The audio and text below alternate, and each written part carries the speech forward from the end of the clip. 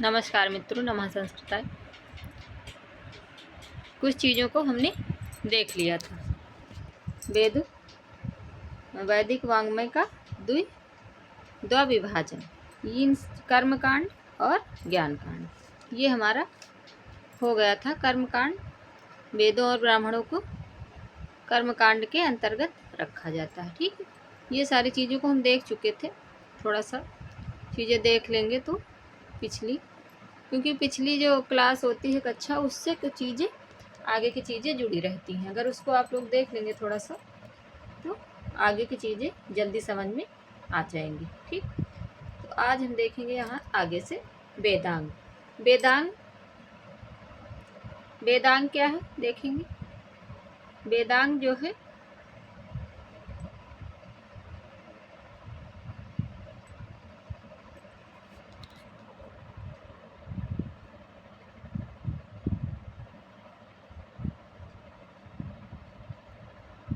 वेदांग के बारे में आज हम देखेंगे। ठीक, वेदांग क्या है। वेदांग वेदों के ज्ञान के लिए सहायक ग्रंथों को वेदांग कहा जाता है। जो वेद हमारे हैं, 4 वेद, ऋग्वेद, सामवेद, यजुर्वेद और अथर्ववेद, ये जो 4 वेद हैं हमारे, इनके ज्ञान को, यानी कि इसको जो ज्ञान इसमें, यानी कि जो चीज़ें हैं इसमें, उसको जानने के लिए जो सहायक ग्रंथ है उसको हम वेदांग कहते हैं। ठीक, उसको वेदांग कहा जाता है। ये वेदों के व्याकरण, यज्ञों के काल निर्धारण, शब्दों के निर्वचन, मंत्रों की पद्यात्मक रचना, याज्ञिक क्रियाकलाप का सांगोपांग विवेचन एवं मंत्रों का उच्चारण आदि के विषय में संबद्ध है। वेदांग हमारे क्या है, तो ये वेदांग हमारे ये 6 हैं। ठीक, वेदांग 6 हैं जो वेद के ज्ञान में सहायक के रूप में होते हैं। और जो वेदांग हैं वो कौन कौन से हैं, वो हमारे 6 हैं। शिक्षा, व्याकरण, छंद, निरुक्त, ज्योतिष और कल्प, ये 6 हमारे वेदांग हैं। ठीक, 6 वेदांग हैं। 6 वेदांग, ये 6 वेदांग हैं। ठीक, शिक्षा, व्याकरण, छंद, निरुक्त और ज्योतिष, कल्प, ये 6 वेदांग हैं। ठीक, फिर 6 वेदांग के अंतर्गत क्या क्या कौन कौन सी चीज़ें आती हैं इसमें देखेंगे आगे हमारा क्या है, आगे देख लेंगे। इसको याद करने के लिए छोटा सा ये चीज़, अगर शिक्षा, व्याकरणम, छंदो, निरुक्तम, ज्योतिषम तथा कल्पश्चेत षडंगानि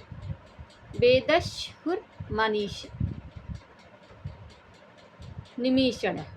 ठीक, तो ये इसको याद करने के लिए जो 6 हमारे वेदांग हैं, शिक्षा, व्याकरण, छंद, निरुक्त, ज्योतिष, कल्प, ये 6 वेदांग हैं। ठीक, 6 वेदांगों के बारे में आगे हम देखेंगे, क्योंकि यहाँ से जो हमारा पेपर अभी होगा उसमें चीज़ें पूछी जाएंगी। ठीक, जून के लिए यहाँ से चीज़ें पूछी जाएंगी, क्योंकि अभी हमारा चल रहा है मार्च, अप्रैल। ठीक, अप्रैल लग गया, अप्रैल, मई, जून, बस मुश्किल से 2 महीने लमसम बचे हुए हैं। तो यहाँ से देखेंगे वेदांग। ये वेदांग सामान्यतः सूत्र शैली में लिखे गए हैं। जो वेदांग हमारे हैं वो क्या है, उसको सूत्र शैली में लिखा गया है। ठीक, सूत्र शैली में, यानी कि व्याकरण के हिसाब से। ठीक, फिर है हमारा वैदिक पाठ। वैदिक पाठ में क्या है, वैदिक पाठ में है हमारा वैदिक पाठ जो है, वेद पाठ को जो वेद पाठ है हमारे, वो 2 प्रकार के होते हैं। 2 प्रकार में कौन कौन से हैं, प्राकृतिक पाठ और विकृति पाठ। ठीक, प्रकृति पाठ और विकृति पाठ, ये हमारा यहाँ पे 2 प्रकार का है ये। तो फिर देखेंगे यहाँ पे वैदिक पाठ का जो विभाजन है। और तो वैदिक पाठ हो जाएगा हमारा एक प्रकृति पाठ और विकृति पाठ। प्रकृति पाठ में क्या क्या चीज़ें आती हैं और विकृति पाठ में क्या क्या चीज़ें आती हैं, यहाँ से देखेंगे। प्रकृति पाठ में संहिता पाठ, पद पाठ, क्रम पाठ। ठीक, संहिता पाठ जो भगवान के लिए, और भगवान और पद पाठ रावण द्वारा, और क्रम पाठ बाभरप द्वारा। ठीक, ये प्रकृति पाठ हो गया। और विकृति हमारी 8 प्रकार की है। ठीक, जो विकृति है वो 8 प्रकार की है। 8 प्रकार: जटामाला, शिखा, रेखा, ध्वज, रथ, घन। ये 8 प्रकार की विकृति हैं। यहाँ से चीज़ें कभी कभी सीरियल लगाने के लिए कौन सी है कौन सी नहीं है, इस प्रकार का भी क्वेश्चन आता है। क्योंकि जो चीज़ें पहले भी पूछी गई हैं, आगे भी बहुत सारी ऐसी चीज़ें होती हैं जो पूछी जाती हैं। ठीक, कुछ टॉपिक ऐसे होते हैं जहाँ से हर बार क्वेश्चन वहाँ से बनता है। ठीक, फिर प्रकृति पाठ क्या है? संहिता पाठ में इसमें मंत्र अपने मूल रूप में रहता है। जो मंत्र होता है वो क्या रहता है? मूल रूप में रहता है। ठीक, मूल रूप में होता है, यानी कि त्रिभुज प्रकार का अपने मूल रूप में रहता है संहिता पाठ में। संहिता पाठ आर्ट्स पाठ कहलाता है। ठीक, यहाँ भी ये इम्पोर्टेंट है। आर्ट्स पाठ, जो संहिता पाठ है उसको हम आर्ट्स पाठ भी यानी कि कहा जाता है। तो इसको ध्यान में रखना, क्योंकि इस तरह की चीज़ें कई बार पूछी जाती हैं। संहिता पाठ का अपर नाम यानी कि उसको और भी क्या कहते हैं, ऐसे करके क्वेश्चन बन सकता है। तो आर्ट्स पाठ, ठीक, आर्ट्स पाठ या संहिता पाठ एक ही बात है। ठीक, आगे फिर है पद पाठ। पद पाठ में क्या है? पद पाठ में क्या चीज़ें हैं देख लेंगे। पद पाठ में है, इसमें मंत्र के प्रत्येक पद को पृथक करके पढ़ा जाता है। जो इसमें मंत्र होता है उसको अलग अलग करके, यानी कि उसको पद उसका जो होता है एक एक अलग अलग करके उसको समझते हैं। पद पाठ में उसको ऐसे पढ़ा जाता है। यदि कोई संधि है तो उस संधि को तोड़ दिया जाता है। यदि कहीं भी किसी भी वाक्य में संधि मिलती है तो उसको तोड़ के पढ़ते हैं। ठीक, उसको पद पाठ कहते हैं। आगे फिर हमारा पद पाठ करता ऋषि। पद पाठ करता ऋषि कौन है? ये यहाँ पे बहुत ही इम्पोर्टेंट है। ऋग्वेद साकल शाखा, साकल ऋषि और रावण। ये ऋग्वेद में इन्होंने किया है। ठीक, साकल शाखा और साकल्य ऋषि और रावण, ये इन्होंने ऋग्वेद को और पद पाठ इनका किया है। और फिर यजुर्वेद तैतरीय शाखा, तैतरीय शाखा, इसमें 2 शाखाएं हैं। तो इसको किसने किया? आत्रेय। ये आत्रेय द्वारा किया गया। सामवेदीय कौथम शाखा, इसको गार्ग द्वारा किया गया। ठीक, ये इम्पोर्टेंट है। ये चीज़ें अगर यहाँ से आप लोग अच्छे से देख लेंगे तो आगे के लिए बेहतर तैयार हो जाएगा। ठीक, सामवेदीय कौथम शाखा गार्ग जी द्वारा ये किया गया है। फिर आगे है क्रम पाठ। क्रम पाठ में क्या चीज़ें आती हैं? क्रम पाठ में देख लीजिए। क्रम पाठ तीसरा हमारा हो जाएगा यहाँ पे क्रम पाठ। ठीक, क्रम पाठ, इसमें पदों का यह क्रम रहता है, इस तरह रहता है। का, ख, ग, घ और ग, घ, इस तरह का क्रम पाठ में रहता है, यानी कि सीरियल से रहता है क्रम पाठ में। का, खा, ग, घ। ठीक, इस तरह। फिर हो जाएगा हमारा विकृति पाठ। विकृति पाठ क्या है? अष्ट विकृतियाँ। ठीक, 8 प्रकार की विकृतियाँ होती हैं। तो ये कौन कौन सी हैं देखेंगे। ये क्या है? फिर ये है हमारा यहाँ पे विकृति पाठ, यानी कि अष्ट विकृतियाँ। विकृति पाठ में वेद के मंत्रों का उच्चारण तथा उनकी सुरक्षा के लिए, जो वेद हैं हमारे उनके मंत्रों का उच्चारण और उनकी सुरक्षा के लिए, ठीक, सुरक्षा के लिए अनेक उपाय अपनाए गए थे। जब हमारे वेद जो हैं, वेद उनको उनकी सुरक्षा के लिए अनेक उपाय अपनाए गए थे, ठीक।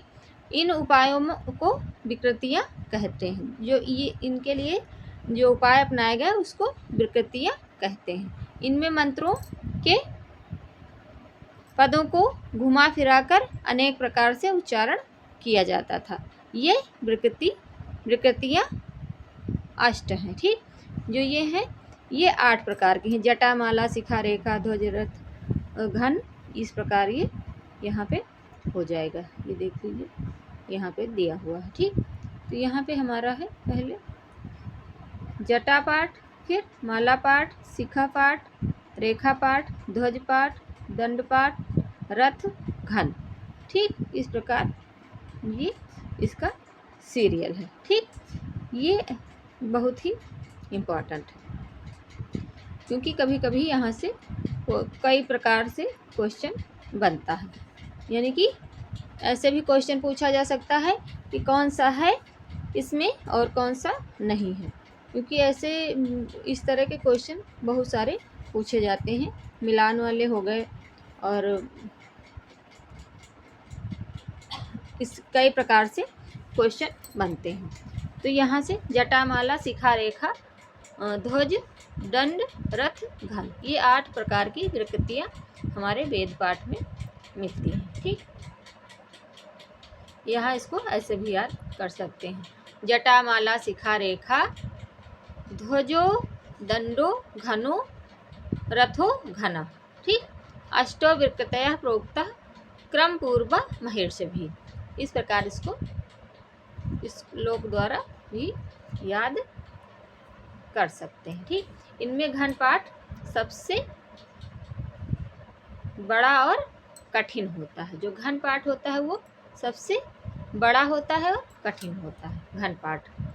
बाकी चीज़ें उतनी बड़ी ना है ना ही कठिन है। तो घन पाठ में प्रथम पद की आवृत्ति 5 बार होती है। जो घन पाठ हमारा होता है उसमें जो प्रथम पद होता है उसकी आवृत्ति यानी पुनरावृत्ति 5 बार होती है, ठीक। 5 बार उसकी होती है। फिर आगे हमारा वैदिक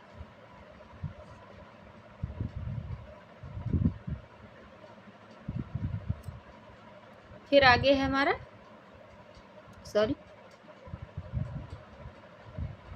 वैदिक छंदों के भेद। वैदिक छंदों के भेद यानी कि पदाक्षर और अक्षर, ये 2 प्रकार के होते हैं। वैदिक छंदों के भेद पदाक्षर और अक्षर, ये 2 प्रकार के होते हैं। फिर आगे हमारा हो जाता है वंशमंडल। वंशमंडल यानी कि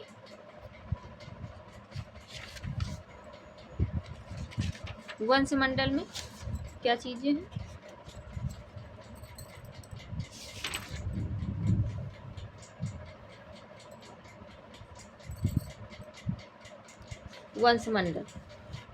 वंशमंडल के बारे में हम कल देखेंगे आगे की क्लास में। तब तक के लिए आप लोग इसको देखें और समझें। नमः संस्कृताय मित्रों, धन्यवाद। राधे।